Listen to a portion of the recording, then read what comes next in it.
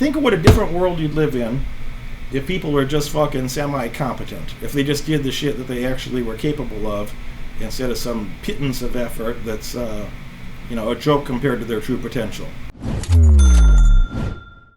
Patrick is quick with the keyboard. Patrick says, Derek. Hello, Derek. This past week is... I don't know why I like that shit. I like it when they say Derek twice, when they indicate that it's to me. I don't know why. It makes me laugh, though, so I enjoy it. So, Derek. Hello, Derek. This past week has been my favorite one so far. Your take on negotiation complemented Christopher Voss's book perfectly, in all caps. Thank you so much for providing these tremendously valuable insights. Happy that I could help. If you can't negotiate something, I don't know. You just sort of fucked, It's like, everything's a negotiation. Some people, this is a conversation no doubt we'll get into today. Some people focus too much on the money and not enough on the value they're receiving. And I had a situation today. Guy came, helped me out with some stuff for today. He's a good Finnish carpenter, and he's really a good Finnish carpenter. He's a very talented man, and he has a helper that comes with him who's also a very talented man, but he's the leader of the duo, And so I asked him to do several things on my project today. Some of them were already paid for in a previous agreement, and I asked him to do several new things today. And when I said, all right, what would you like? I got my checkbook in hand. I said, what would you like to, for compensation for your efforts today? And he's like, well, what about another 300? And I said, well, you're really a fucker and you're taking advantage of me. And he laughed and I laughed. And I don't mean it even in a bad way, because the guy's so talented that he's worth that. So he says, well, just give me 200. And I said, I'm going to give you the 300, but I need you to come back on Thursday and Friday. I need your help on next Thursday and Friday, next week.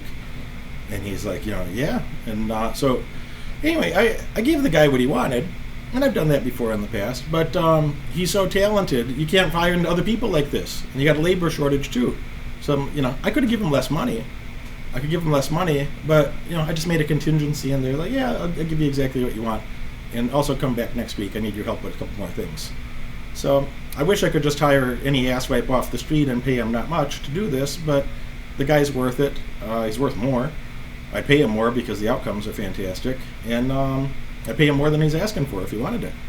So, I don't know, people that just want to negotiate the money and don't think about the bigger picture outcome, but the sacrifice in between is your time, is your life. The sacrifice in between is your time spent managing bullshit instead of just having, other high quality people that are going to be happy to cooperate with you. Wouter says, Derek. Hi, Derek. The book of Chris Voss this week about negotiation is truly exceptional. Talk a lot about negotiating tap water when you go to a restaurant. Am I correct that you also always negotiate water before entering a restaurant so your leverage is higher? How do you make this win-win negotiation, or am I thinking about this the wrong way? I mean, in a normal fucking restaurant, they just give you some water, I went to a restaurant the other day, and they say, sir, would you like to have still water or sparkling water? I said, I'd like to have your finest city tap water.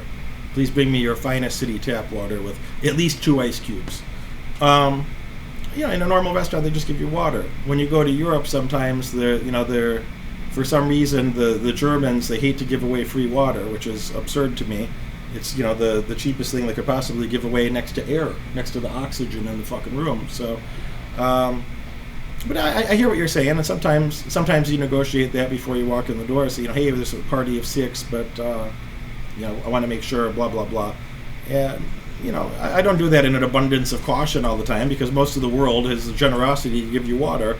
But the Germans are sticklers about it, and a couple other European countries, Austria, a couple others. They're going to give me fucking free water. And, the other thing is, you sit at the table, I hear what you're saying about negotiation leverage, but think about it this way as well, is after you sit at the table, and the table's been used, then is it easy for them to, you're creating another friction on their side too. So it's a balance of your time versus the imposed externalities from both sides. You'd have to think about the elasticity of concern, or however you'd want to think about it. You have to think about what is your appetite for annoyance in that moment versus their appetite for annoyance, depending on how busy they are, et cetera, et cetera, et cetera.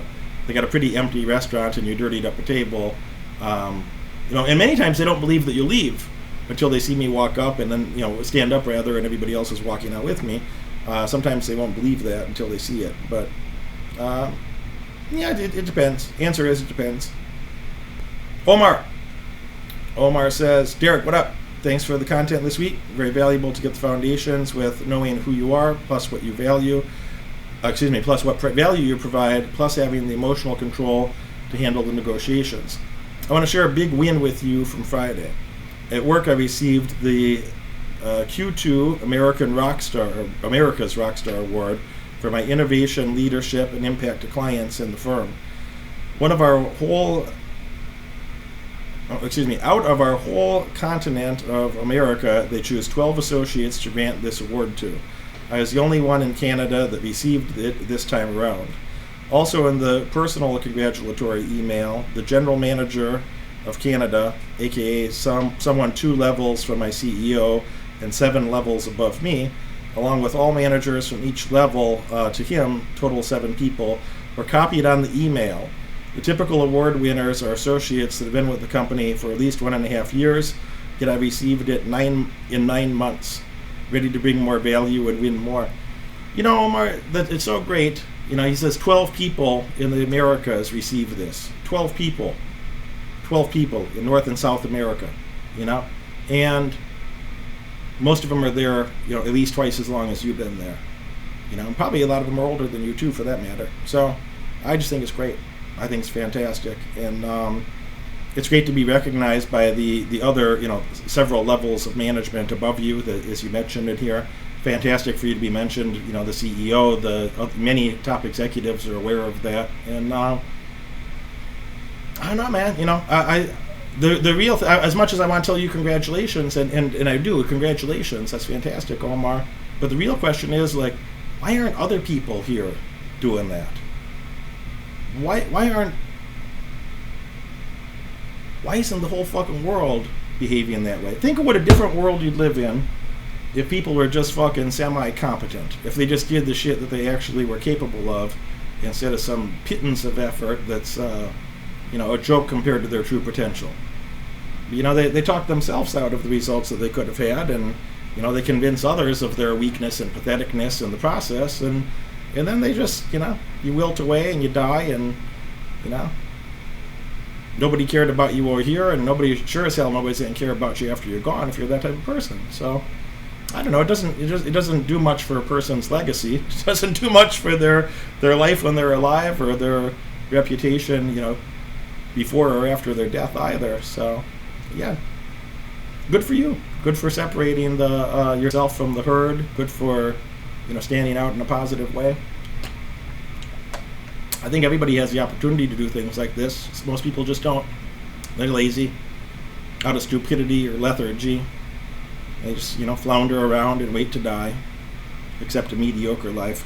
If you are or are on your way to be a millionaire or multimillionaire, probably going to want to spend time with my clients. Probably going to want to have a personal relationship with me so we can accelerate that process, get you living up to your maximum potential, earning your maximum wage. You're going to want to click that follow button. You're going to want to click that bell and get notifications. Tune in every Friday. Tune in every Monday. You're going to love what you see. I look forward to having you as a client in the future.